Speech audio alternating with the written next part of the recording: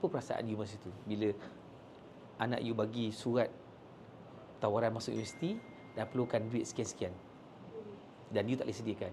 Apa perasaan you masa tu sebagai parent? Sebab daripada kecil kita suruh pergi sekolah belajar rajin-rajin ke belajar malas? Sebab belajar rajin, dapat result yang bagus, masuk universiti. Kan?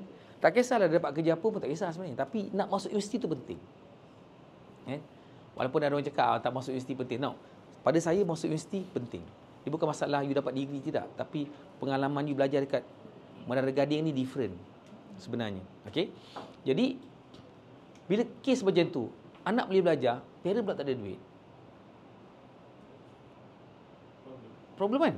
Okay. So now, cuba tengok kita punya prospek. Sebab tu you kena pandai jumpa prospek umur yang macam mana. Tak kisah. Walaupun sebenarnya, kadang-kadang orang cakap kan, kita approach orang yang baru kahwin tak ada anak. Aku tak ada anak lagi. Saya fikirkan pasal education fund ni, memang kebetulan memang saya kahwin dan selepas 10 bulan dapat baby, dapat anak. Jadi awareness tu cepat lah. Tapi preparation ilmu tu sebenarnya saya dapat awal lagi. Ilmu saya dapat gunakan property sebagai education fund sebelum kahwin lagi.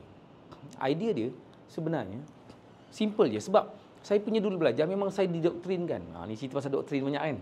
Didoktrinkan bahawa banyak benda kita boleh gunakan orang punya duit, other people's money. So saya gunakan dua benda. Pertama ASB, kedua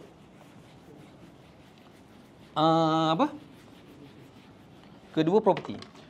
Cik, boleh tak kalau saya nak gunakan takaful tu jadi education plan? Boleh. Kan? Tapi saya tak buat macam tu. Saya jadikan takaful hanya fokus on protection saja. Okay, why? Sebab pertama, education fund ni dia kena certain tau. Kena certain. Bukan saya cakap kita punya plan tak bagus. Kecuali you ambil aspirasi ke lain lah. Jadi memang guaranteed kan. Kalau setakat you invest dekat unit trust, saya tak recommend sangat. Sebab saya pun tak buat.